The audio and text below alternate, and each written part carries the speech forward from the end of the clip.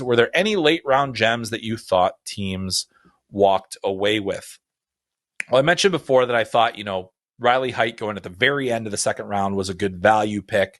I think that there were a lot of teams that have to feel really good about how they did in the third round as well. I think that looking at some of the picks that were in that mid range, I like the Jacob Fowler pick for Montreal in that range as well.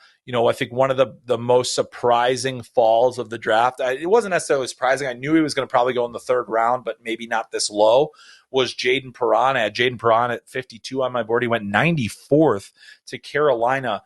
I think that's a high value opportunity right there. I think Perron is highly skilled. He's a good skater. He competes. If he goes into North Dakota next year and puts up, some good numbers, he's putting himself on a much better path.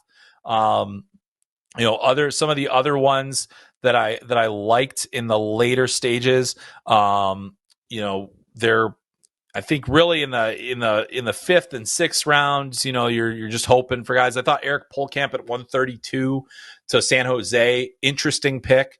An offensive defenseman, showed some goal scoring off, played for the Cedar Rapids Rough Riders this year.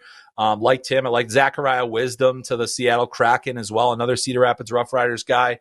Those are the guys that you take bets on where you're like, hey, they're going to school. We'll see how they develop while they're there. If they pan out, great. We'll see what happens. Matthew Maney is another good one, a good offensive defenseman that the Kings got 150th overall in the fifth round.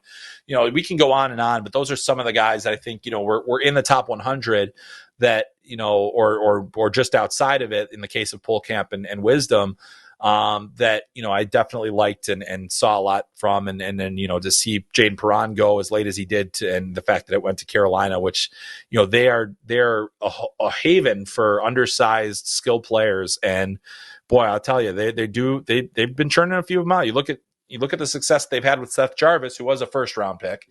You wonder what the future is going to hold for some of those other guys.